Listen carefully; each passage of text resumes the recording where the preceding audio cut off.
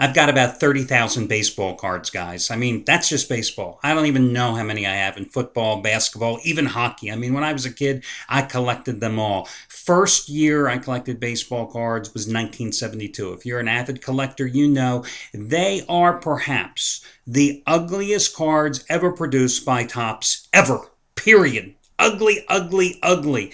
But back in those days, I used to have this big card table my mom had in my bedroom, and I'd sort all the guys by teams. Because if you're a collector, you may recall before collecting really got all out of whack. And believe me, I haven't collected since probably 1989, 88, somewhere along there. Before collecting got all out of whack, I mean, you had the Topps cards and you had to wait because they released their baseball cards in series. So, the first 132 cards, I think it was, they would be out in early April. And then the next month, the next set would be out. And I think in 1972, there were like 7 series of cards. But on this card table, I would sort them all by teams. And during the trade deadline, as it approached, every guy getting traded, I'd move this guy from this team to another team, this guy to another team. So you can imagine days like yesterday and the day before where you have like 30 players changing teams. It was like a bonanza when I was a kid because these were the days before there were ESPN. There was no such thing as the internet. I'd be sitting there. I hear something on the radio. Oh, so-and-so got traded from the Giants. I'd move him over to the next table or move him over to the next column. I mean, those were the days. The worst part about it, of course, back in those days, if you happen to be an avid collector, is that you know, as well as I did, that if you happen to live in a town where baseball really wasn't that popular. And believe me, 1971, 1972, 1973, baseball was not popular in Philadelphia, okay? Everybody stopped carrying baseball cards towards the end of the summer. So it was very hard to get what they called the high series number cards as the summer progressed. Now, of course, you go to your 7-Eleven, you go to just about any place, and you can find a zillion cards by a zillion different manufacturers, and who the hell collects them anymore?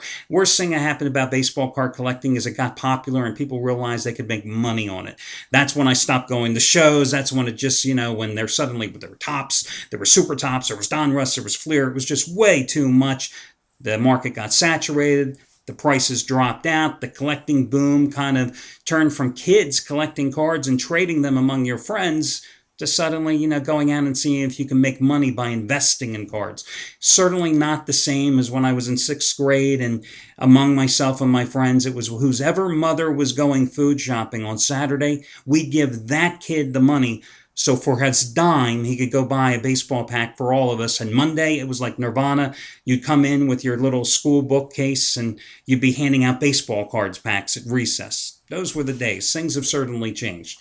My son could care less if I had 300 million baseball cards. No interest. I don't even know what I'm going to do with these damn things. But I will not be one of those people that, years later finds out that their mother threw out all their baseball cards that were sitting in the attic in a shoebox. I will not be one of those guys. Hi, everyone. Al DeMarco here, and this is going to be your Wednesday video report. Lots of early action on today's card. And right up front, let me just tell you, my best bet today is going on the early card. Now, did I lose 10 dime winner number 5 out of 7 last night? Actually, I'm 5-2 with the 10 dimers over the past 2 weeks. Did I lose that play on the Oakland A's last night? You bet your bippy I lost that play. But listen, as I've told you many, many times, I do not celebrate the wins, nor do I lament the losses. Yesterday's outcome, whether good or bad, never affects the way I play today because I think that gamblers that do so, you missed the next potential money-making opportunity. And also, I see so many handicappers. They play scared. You can't play scared, whether you're a gambler, whether you're a handicapper. Again, you can't celebrate the wins. You can't lament the losses. You got to stay even keel to make money in this business. And it's a funny thing, emotionally, we get a charge out of winning money. We get a negative charge from losing money. But the key here to gambling is you've got to have no emotion. So it should be no surprise today that I'm coming out with a 15 dime play. And as you know, I've only had one play bigger this entire season. And this is going to be 15 dime winner number 3 in a row over the past 2 weeks, as I also hit them last Monday and Tuesday when I backed the Arizona Diamondbacks on the run line in consecutive games. I think it was against Colorado. Well, today, the 15 dime play happens to be on the daytime card. So I just wanted to give you heads up as I look to make it winning day number 11 out of 16 overall. Hey, started the betting week with a loser last night. Can't really complain after winning 10 of the previous 14 days for 2 straight winning betting weeks. So that's what I've got going today. I also have a free pick coming your way on Seattle and Toronto. Back the Mariners again last night. Wish I would have bet on them. 52-33 run with the free selections, including 16-6 over the past 2 weeks. I'll get to that free pick in just a moment. Plus, money saving discount coupon code that'll save you $16 off a single purchase today. That is coming up as well. Other guys that are red hot. Matt Rivers, guys. Matt Rivers again yesterday. His second biggest play of the season. Another 400,000 star play. His fourth in a row delivers. Mariners, he happened to be on them 7-2 last night. He has had 400,000 star plays over the past week. And these, again, are his second biggest plays of the season. Those 4 teams have won by a combined 24-2 run. 24-2.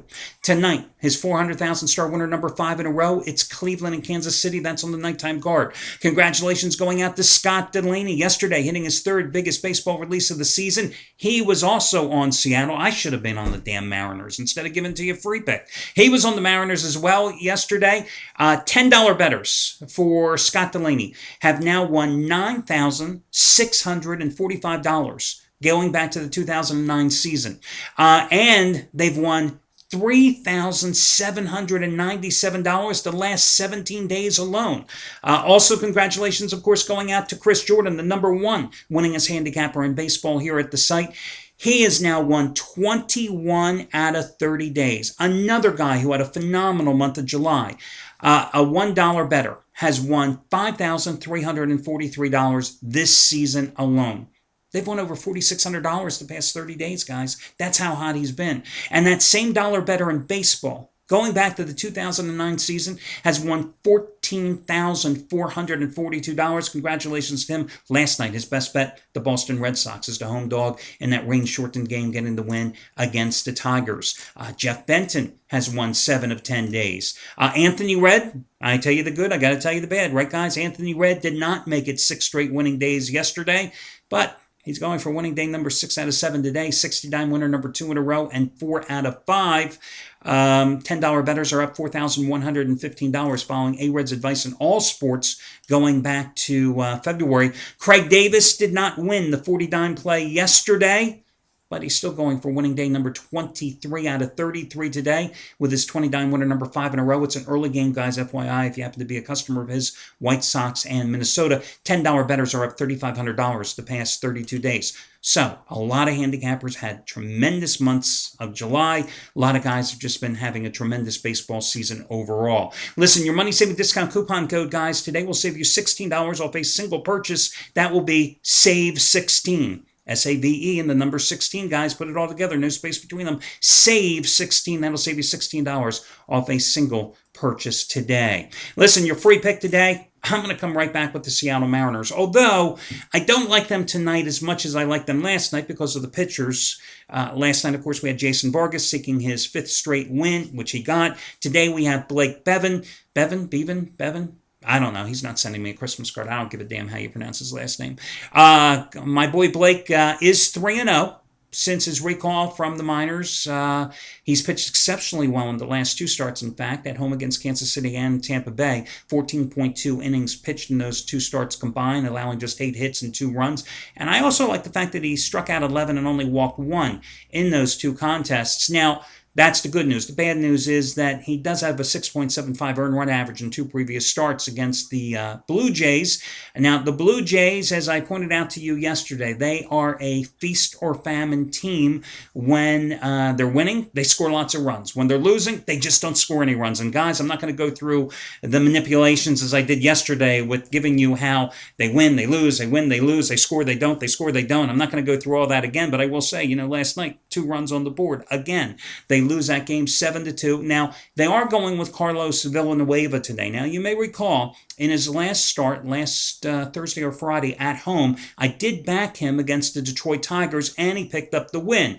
And he's 4-0 with a 2.54 earned run average in 5 starts since rejoining the rotation, and he's got a 1.93 earned run average in his last 4 starts. However, The Blue Jays are in one of those patterns again where they're simply not scoring runs. On the other hand, Seattle Mariners, they have just been on fire here, guys. They have won 6 straight games, and they've batted .314 collectively in that stretch.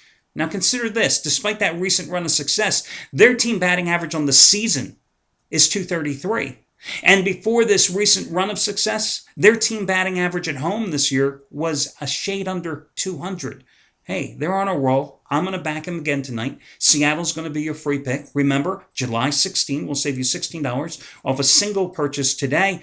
And that'll do it, guys. And I'll catch you again on Thursday when we got lots of daytime action as well. And you realize, guys, preseason football, we are talking. It is right around the corner with the Hall of Fame kickoff game. We are less than a month away from the beginning of college football as well. Might as well keep making money and pad that bankroll in the month of August with your baseball action. Talk to you again tomorrow.